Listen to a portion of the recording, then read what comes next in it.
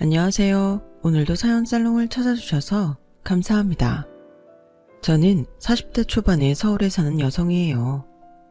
저는 결혼한 지 얼마 되지 않아서 올해에야 결혼 1주년을 맞이한 아직 신혼이라면 신혼인데요.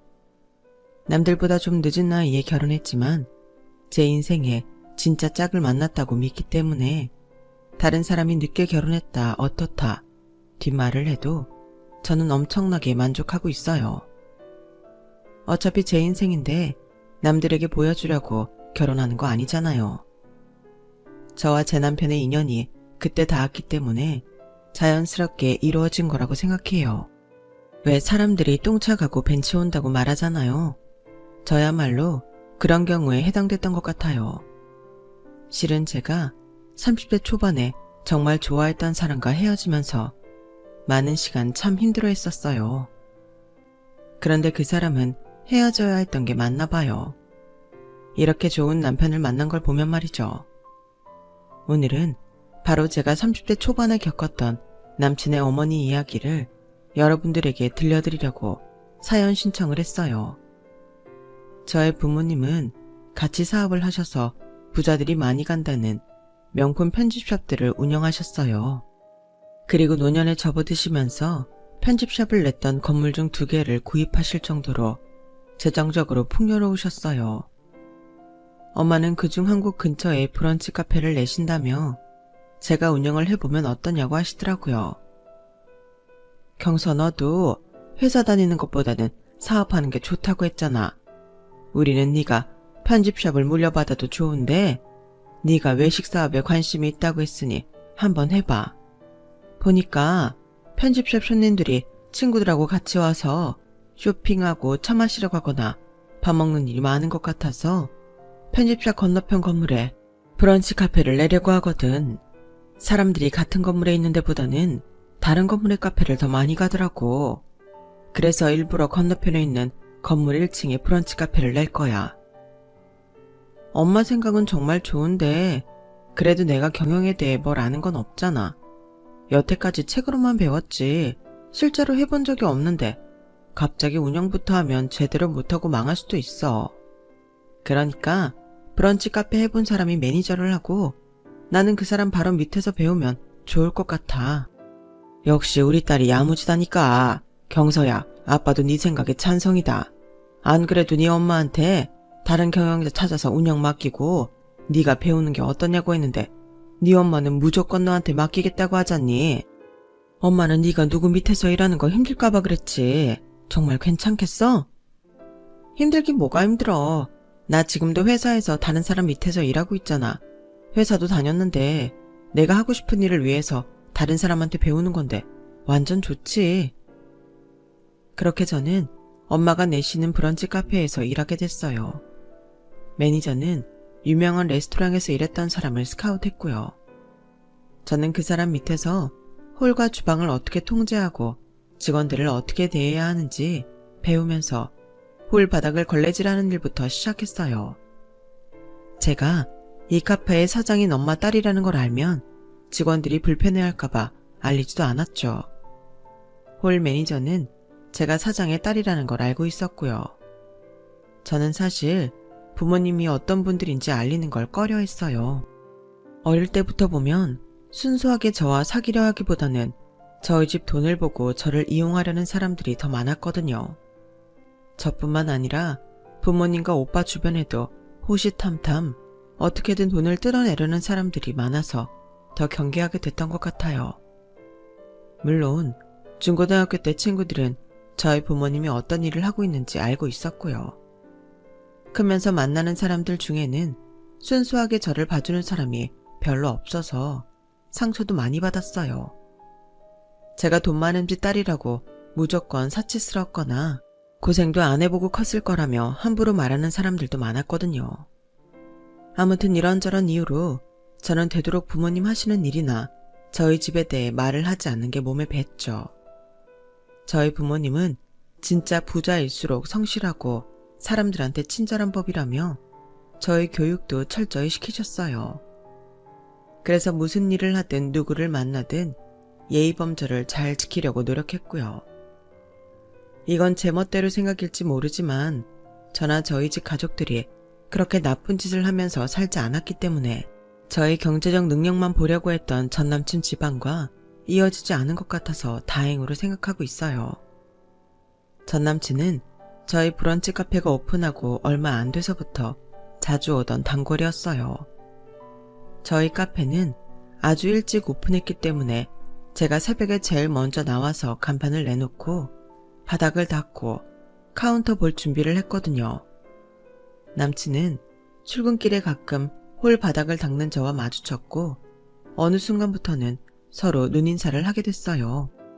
늘 말끔하게 양복을 차려입고 근사한 가죽 가방을 한 손에 들고서 바쁜 걸음으로 출근하는 그 사람 모습을 보며 흔한 회사원은 아닐 것 같다는 생각은 했었어요.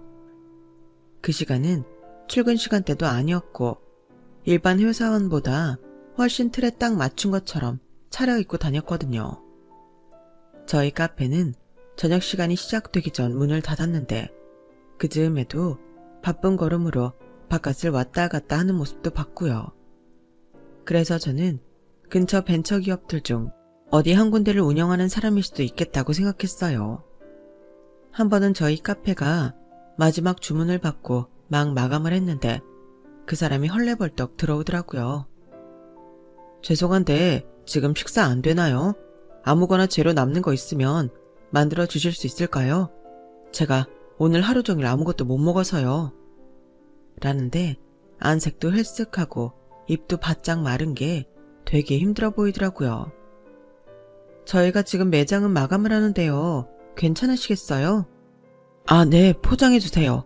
어차피 사무실에서 먹으려고 했거든요.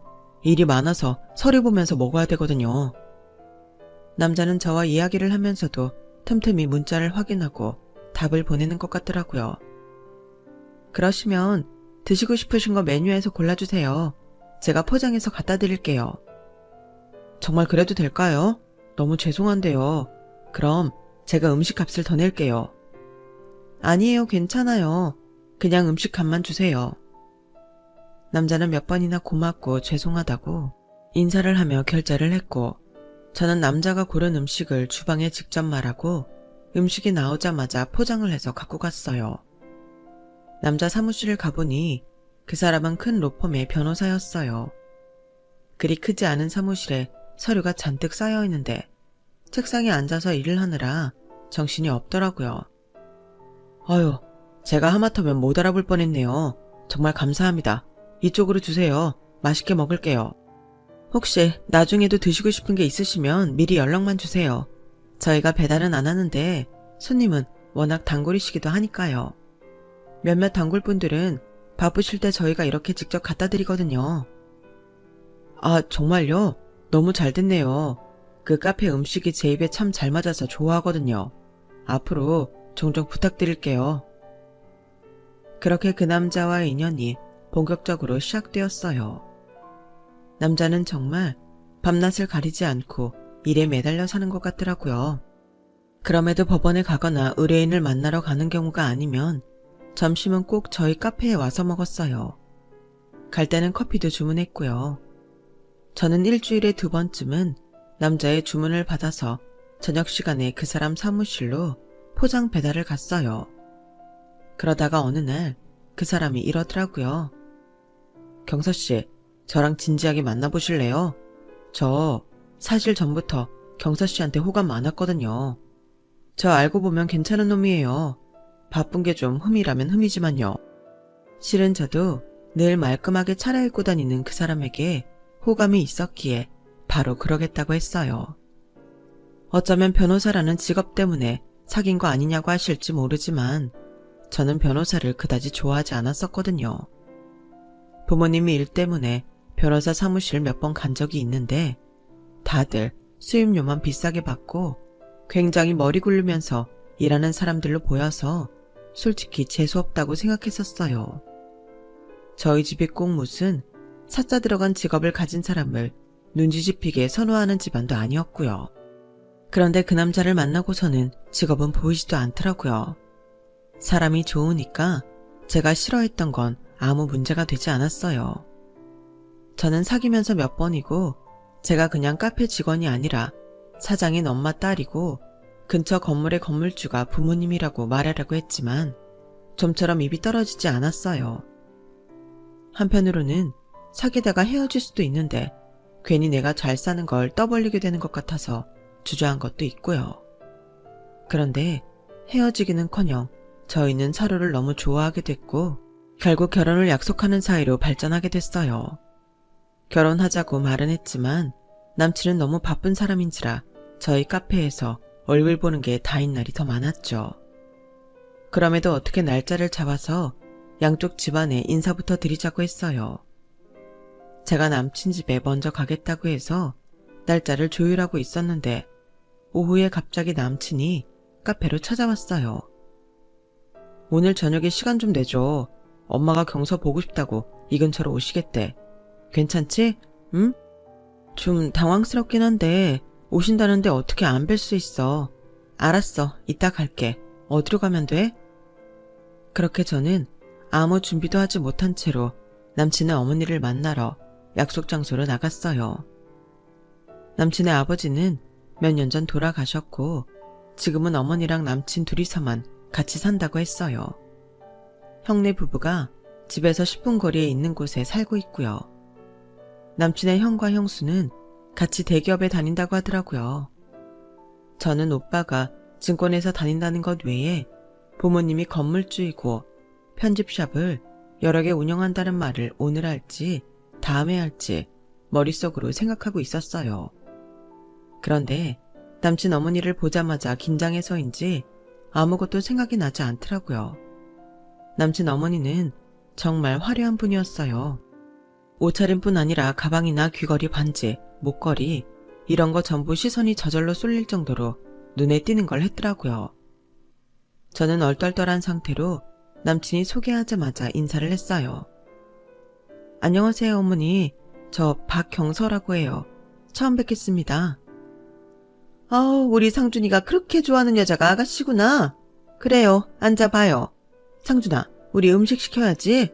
여기 뭘 잘하니? 주방장 추천 음식 같은 게 잘 나오려나? 라며 메뉴판을 보는데 인상이 까다로워 보여서 어째 제 가슴이 턱 막히는 기분이었어요.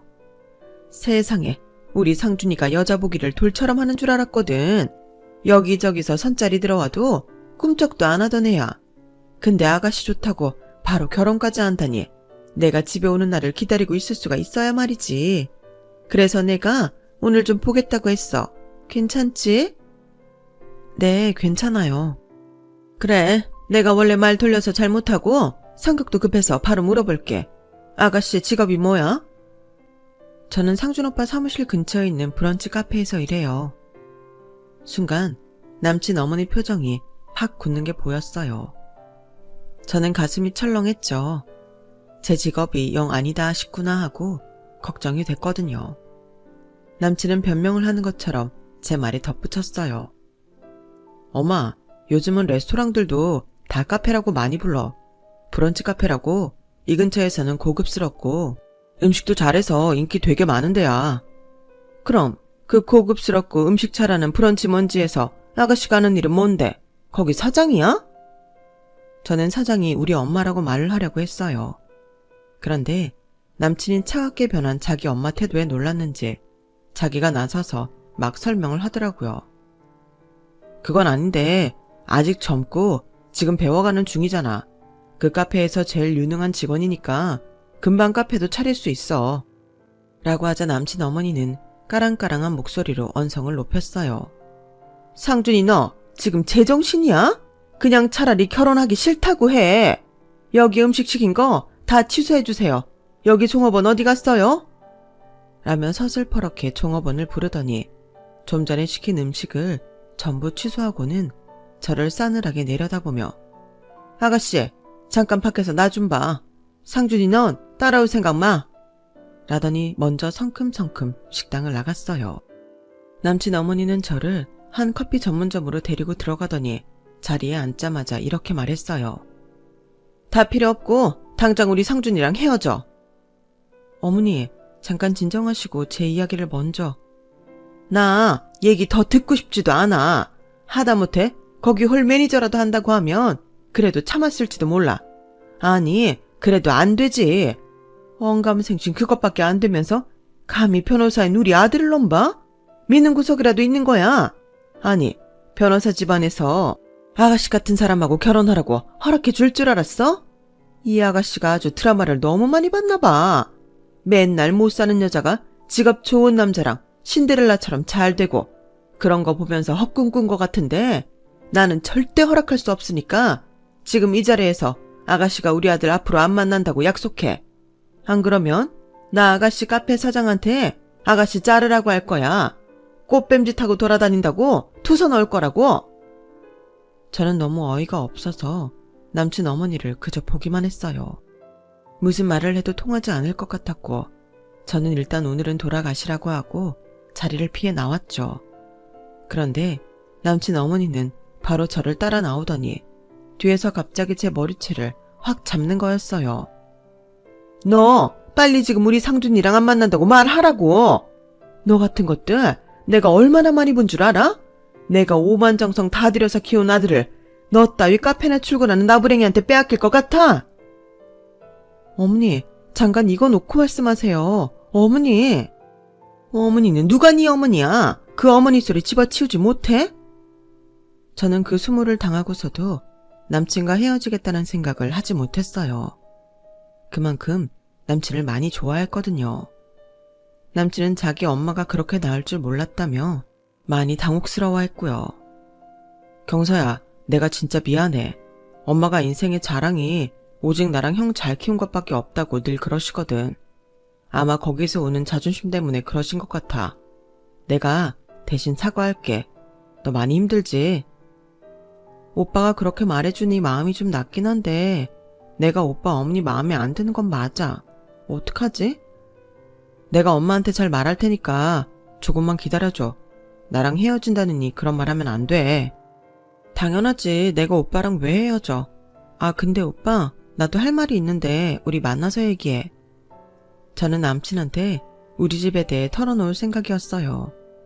그래서 남친이 바쁘지 않은 날로 약속을 잡고 어떻게 말을 꺼낼지 고민하고 있었는데 남친 어머니가 브런치 카페 앞까지 찾아왔어요.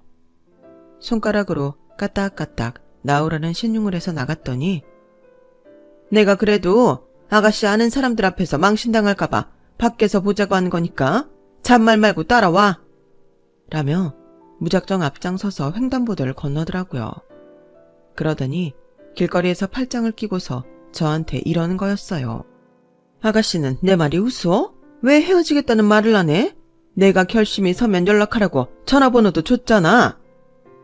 죄송한데 저 상준이 오빠랑 같이 있고 싶어요. 그래서 제가 드리고 싶은 말씀이 있는데요. 저희 집이 실은 그럼 너 30평짜리 아파트에 상준이 타고 다닐 외제차 해와. 네가 그거 해올 수 있다고 하면 일단 며느리 후보로는 넣어줄게. 네? 30평짜리 아파트에 외제차요? 그걸 저보고 하라고요? 못하겠지? 그러니까 헤어지라고. 네가 어디서 또 상준이 같은 변호사 신랑감을 만나볼 거야? 아마 앞으로 평생 없을 거다. 내가 애써서 키워놓은 아들 네가 툭 치갔겠다는데 그 정도는 해줘야 되는 거 아니야? 그리고 나도 아들 키운 값은 받아내야겠으니까 나한테도 2천만 원은 가져와야 해. 그거 상준이 오빠도 아는 내용인가요? 아니죠. 어머님 이러시는 거 상준 오빠가 알면 좋아하지 않을 거예요. 그러니 지금 말씀은 제가 못 들은 걸로 하겠습니다. 저 상준 오빠랑 잘 살고 싶어요. 결혼 허락만 해주시면 어머니 실망시켜드리는 일은 없을 거예요. 넌 이미 내 기대를 꺾어놔서 엄청나게 실망시켰어.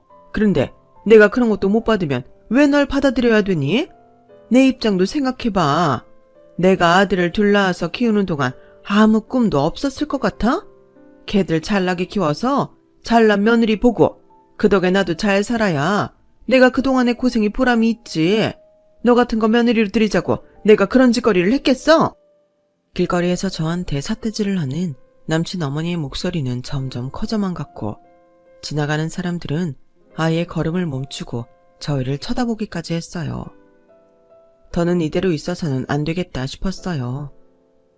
제가 말씀드릴 게 있으니 어디 잠깐 들어가서 이야기를 더 했으면 좋겠는데요. 그냥 이 자리에서 얘기해. 난 너랑 물 한 잔도 같이 마시고 싶지 않다고. 너 눈치 되게 없구나. 종업원이 이래서 어디 그 가게 장사가 잘 되겠어? 얼른 대답해. 혼수랑 2천만 원 가져올 거야? 내 아들이랑 헤어질 거야? 저 일단 여기서 헤어지겠다는 말씀은 못 드려요. 나중에 제가 다시 가서 드릴 말씀이 있으니까요. 좀 기다려주세요. 오늘은 이만 보는 눈도 많고 아직 일하는 시간이니 들어가 보겠습니다. 그렇게 인사를 꾸벅하고 횡단보도 신호등이 바뀌자마자 마구 뛰어가는 제 뒤에 대고 남친 어머니는 아우 저 망할려니? 라며 욕하는 소리가 들렸어요. 제가 좋아하는 남자의 어머니가 저한테 이렇게까지 모질게 대하는 건 정말 가슴이 찢어지는 것만 같았어요. 태어나서 처음 당해보는 모욕이기도 했고요. 저는 그때까지 어디 가서 그런 대접을 받아본 적이 한 번도 없었거든요. 이게 다 부모님이 잘 살아서 나랑 오빠까지 힘들지 않게 하셨구나 라고 생각하니 부모님이 더더욱 존경스럽고 대단하게 느껴졌어요. 꼭 돈이 많아서만이 아니라 부모님은 정말 성실히 열심히 사셨기 때문에 그 누구도 함부로 대하지 못했거든요. 결국 여태까지 제가 받은 대접들은 부모님 덕이었던 거죠. 저 하나만 딸랑 세상에 나와서 카페에서 일한다고 하니 이렇게까지 하찮은 취급을 받는다는 게 참 씁쓸했어요. 저도 일을 더 열심히 배워서 꼭 성공해야겠다고 굳게 다짐하는 계기도 되긴 했지만요. 제가 아무리 우리 집에 대해서 말을 하려고 해도 남친 어머니는 제가 말할 틈을 주지도 않아서 답답했어요. 그래서 남친을 만나자마자 저는 그 일부터 이야기했어요. 엄마가 너 또 찾아가서 그러셨다고? 아, 나 진짜 내가 그렇게 말을 했는데도 경서야, 너 상처받아서 어떡하냐? 내가 뭐라고 엄마는 그렇게까지 하시는지 모르겠다. 나 아직 로펌에서도 이제 막 신입 벗어서 그렇게 잘나지도 않은데. 그래서 말인데 오빠, 내가 우리 집 이야기 한 적 없잖아. 오빠는 막연히 우리 부모님 그냥 평범한 걸로 생각하는 것 같은데. 뭐 회사 다니다가 은퇴하셨거나 집에서 소일거리 하시거나 그러지 않을까라고 생각했지. 왜? 실은 우리 부모님 명품 편집샵 운영하셔. 매장 하나만 있는 거 아니고 몇 군데 있어. 그걸로 돈 버셔서 건물도 2개 있고. 지금 우리 카페도 엄마가 사장이야. 나는 카페 경험이 없어서 지금 매니저한테 일 배우려고 직원으로 있는 거야. 제 말에 남친은 한동안 아무 말도 못하고 눈만 꿈뻑꿈뻑 하면서 저를 쳐다보더라고요. 오빠, 왜 그래? 내가 그동안 숨긴 건 정말 미안한데 일부러 그랬던 건 아니었어. 계속 말하려고 했는데 어떻게 말할 기회를 자꾸 놓쳐버렸네. 아, 그랬구나. 그럴 수 있지 뭐. 이거 내가 아무리 변호사면 뭐하냐. 나는 그냥 월급쟁이고 네가 훨씬 잘 나가는데. 에휴, 우리 엄마 이 사실 알면 어쩌려고 그러셨는지 모르겠네. 오빠, 근데 어머니가 내 배경 모르고 날 좋아하기는 힘드실까? 오빠 어머니가 나를 우리 부모님하고 배경 말고 나 자체로 인정해 주셨으면 좋겠거든. 아니야. 엄마한테 네 진심을 잘 전달해 볼게. 그러면 엄마도 너 이해해주고 좋아하실 거야. 그리고 내가 같이 만날 자리 마련해 볼게. 하지만 남친의 설득은 실패로 끝난 건지 남친 어머니는 길에서 남친과 실랑이를 하다가 차도로 넘어지는 바람에 응급실에 실려갔다는 거였어요. 오빠, 어머니 괜찮으셔? 많이 다치신 거 아니야? 아, 다행히 신호등 파란불로 바뀔 때여서 차들도 멈추고 있었거든. 엄마가 넘어지니까 차들도 바로 브레이크 밟아서 범퍼에 살짝 닿은 것 같아. 너무 걱정하지 않아도 돼. 어머니, 나 정말 싫으신가 보다. 어떡하지?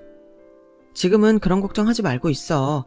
엄마랑 만나는 건 나중에 다시 정하자. 내가 다시 연락할게. 마음 편하게 갖고 있어. 하지만 저는 남친 어머니가 걱정이 됐어요. 아무리 범퍼에 살짝 닿았다고 해도 차 사고인데 나이 많으신 분은 더 아프실 게 분명했고요. 그래서 무작정 남친 어머니가 있다는 병원 응급실로 가서 남친 어머니 이름을 대고 지인이고 병문안을 왔다고 했죠. 그렇게 해서 남친 어머니 입원실을 찾아가는데 남친 어머니가 병원복을 입고서 정원에서 누군가 이야기를 하더라고요. 갑자기 왜 그랬는지 모르겠는데 그 이야기를 엿듣고 싶어서 조심스럽게 다가가 기둥 뒤에 몸을 숨기고 이야기를 들었어요. 세상에, 상준이가 그러는데 그 여자의 부모님이 아주 알아주는 부자라고 하더라고. 내가 그래서 슬쩍 알아봤거든. 그랬더니 세상에, 말도 마. 그런 알부다 또 없겠더라고. 게다가 그 여자애도 그냥 카페 직원이 아니고 엄마가 사장에 나중에 그거 경영하라고 지금 배우고 있는 거래. 어머, 그런데 너 그렇게 난리를 쳐놔서 어떡해. 상준이가 그러는데 걔가 나한테 자기 모습만 보고 인정받고 싶다고 그랬대. 웃기지 않니? 내가 그래서 일부러 횡단보도 노란불 바뀌는 거 보고 얼른 쇼 좀 했지. 그러다가 진짜 차범퍼에 닿을 줄은 몰랐는데 그 덕에 이렇게 팔에 탁구공만한 혹이 생겼으니 지가 나한테 더 미안하지 않겠어? 한 번 더 난리 쳐주고 길을 확 꺾어서 받을 거 받은 다음에 네가 그런 집안 딸이었구나 하고 받아준 척 해야지 뭐. 아우, 자기 이럴 때 보면 진짜 계산적이야. 얄미워. 나한테는 그러지 마. 그러면 진짜 절규할 거야. 내가 아무한테나 그러나 어차피 모르는 척 하는 거 좀 이용하자는 거잖아. 생각해보니 재밌네. 저는 너무 소름이 돋았어요. 그리고 그 순간 아무리 남친이 좋아도 저런 집에 며느리로는 못 들어갈 것 같다는 생각이 들었고요. 그리고 한 번 더 난리치겠다는 남친 어머니의 계획은 생각보다 더 빠르게 진행됐어요. 며칠 후 바로 팔에 깁스를 하고 카페에 나타났거든요. 아가씨, 나 좀 봐. 우리 상준이랑 왜 안 헤어져? 내가 헤어지라고 했잖아. 내 말이 우스워? 아, 어머니, 여기로 오실 줄은 몰랐는데 나가서 따로 이야기하시죠. 이거 놔! 아가씨, 오늘은 내가 확답을 들어야겠으니까 얼른 대답해. 감히 카페 종업원이 언감생친 변호사를 넘봐? 아가씨가 뭔데 변호사 와이프가 되겠다는 거야? 어? 내가 그러려면 제대로 된 혼수 해오라고 했잖아. 오픈 전인 새벽 6시 반에 나타나서 이 난리를 치는데 남친 어머니는 아마 아무도 없는 데에서 저를 기를 죽이고 그 다음에 받아주는 척 하려는 계산이었던 것 같아요. 하지만 그 시간에 제 이야기를 다 들은 엄마가 카페에 나와 있었어요. 거기에 매니저도요. 먼저 매니저가 나와서 남친 어머니한테 말했어요. 저기요, 이상준 변호사님 어머니 되시죠? 저랑 사장님이 어제 경서씨한테 사정 얘기 다 들었거든요. 지금 경서씨 기강 잡으려고 일부러 그러시는 거잖아요. 그러지 말고 조용히 나가주세요. 오픈 전에 남의 가게에 와서 이러시는 거 아니에요. 뭐라고? 지금 말 다 했어? 어디 감히 카페에서 일하는 주제에 나한테 이래라 저래라야. 나 대기업의 변호사인 아들들 엄마야. 네, 근데 경서씨가 이 카페 사장 딸이고 저 앞에 건물주에 편집샵 하는 사장님 딸인 거 다 알고서 이러시는 거잖아요. 매니저 말에 남친 어머니는 놀라서 파랗게 질려버렸어요. 뭐라는 거야 지금? 내가 뭘 한다고 그래? 그러자 그때 뒤에서 다 듣고 있던 엄마가 나오셨어요. 다 알고 계시잖아요. 우리 경사가 대기 병문안 갔다가 정원에서 친구분하고 하는 얘기 다 들었답니다. 우리의 얘기 아드님한테 다 듣고서도 일부러 기죽여서 혼수 다 받아내겠다고 이러시는 거라고요. 그 말에 남친 어머니는 얼굴이 빨개지더니 어쩔 줄 몰라 했어요. 저 어머니 병문안 갔었어요. 걱정돼서요. 그랬다가 정말 깜짝 놀랄 만한 이야기를 들었고요. 결국 저 자체는 인정을 못 하시겠다는 거잖아요. 우리 집안 재력만 이용하시려고 하는 그 모습 보고 저 결심했어요. 말씀하신 대로 오빠랑 헤어질게요. 제 말에 남친 어머니는 화들짝 놀라며 저를 쳐다봤어요. 아니, 갑자기 왜? 너 죽어도 안 헤어질 것처럼 그랬잖아. 근데 왜 이제 와서 헤어진다는 거야? 왜겠어요? 되게 하는 짓을 보니 딱 사이즈 나오잖아요. 안 그래도 우리 애들 우리 집 재산만 보고 어떻게든 돈 빼먹으려는 인간들한테 상처 많이 받았어요. 그런데 시어머니 될 사람이 딱 그러고 있는데 어떻게 결혼을 하겠습니까? 아무리 당사자들끼리 좋아도 이런 결혼은 결국 불행하지 않겠어요? 그리고 제가 이 일을 알게 된 이상 결혼 절대 안 됩니다. 그런 줄 알고 돌아가세요. 어머니, 그동안 저 못마땅한데 보고 참으시느라 고생하셨어요. 이제 그러실 일 없을 거예요. 안녕히 돌아가세요. 제 말에 남친 어머니는 갑자기 제 손을 덥석 잡았어요. 얘 경서야, 아가, 네가 마음이 많이 상해서 그런가 본데 이런 일은 그렇게 즉흥적으로 정하는 거 아니야. 사부인도 그래요. 결혼이라는 문제는 신중해야 되잖아요. 저 처음부터 경서 받아줄 생각이었어요. 그래도 며느리 교육이라는 게 있잖아요. 그게 좀 심했다고 생각된다면 제가 사과할게요. 미안하다, 경서야. 며느리 교육이라는 게 30평짜리 아파트에 외제차에 현금 2천만 원 가져오라는 겁니까? 그리고 누가 누구 사부인이에요? 아주머니, 저 상준 오빠랑 헤어지기로 했어요. 그 마음 안 변해요. 상준 오빠도 그러기로 했고요. 아주머니께서 일부러 횡단보도 노란불 바뀌는 거 보고 차도로 넘어지는 척 연기했다는 말에 자기도 부끄러워서 결혼 못하겠다고 했어요. 그러니까 더 긴 말 안 할게요. 안녕히 돌아가세요. 어머, 얘, 경서야, 며느라. 아니야, 이러지 마. 사람이 한 번 실수했다고 어떻게 이렇게 매몰차게 그러니? 사부인, 제가 실수했어요. 사과드릴게요. 몰라 봬서 정말 죄송합니다. 아주머니, 지금 되게 구차한 거 아시죠? 저 오빠 부를게요. 저는 바로 남친한테 전화를 해서 엄마를 모셔가라고 했고, 남친은 창피함에 저와 매니저, 그리고 엄마한테 고개도 못 들고 너무너무 실례했다고 하더니 자기 엄마를 데리고 밖으로 나갔어요. 남친 어머니는 거리에서 아주 떠나가라 소리를 지르며 남친한테 질질 끌려갔어요. 아우, 저 건물의 전 명품샵이 내 건데. 저와 남친은 그렇게 헤어지게 됐어요. 남친도 자기 엄마 등살에 제가 불행할 것 같다며 어쩔 수 없이 이별을 선택했죠. 저와 헤어지고 얼마 안 돼서 남친은 직장을 다른 데로 옮겼어요. 그리고 영영 저와는 다시 부딪히지 않게 됐네요. 남친은 그 후에 집을 나와서 엄마와 연락을 끊고 혼자 산다고 들었어요. 그 일이 있고 저도 한동안은 상처가 커서 아무도 안 만나고 일만 열심히 하며 지냈는데요. 그러다가 회사원인 지금의 남편을 만나게 됐고 너무 따뜻하고 진국에 의리 있는 이 남자한테 반해서 작년에 결혼까지 하게 됐네요. 아픔을 잊는 데 시간은 좀 걸렸지만 그래도 너무 좋은 남편의 시댁을 만나서 지금은 행복하게 잘 살고 있답니다. 제 이야기는 여기까지예요. 들어주신 모든 분들 행복하시고 건강하세요. 감사합니다. 여러분, 사연 댓글에 응원과 현명한 조언 부탁드려요. 좋아요와 구독은 저에게 큰 힘이 됩니다. 오늘도 좋은 일 가득하세요.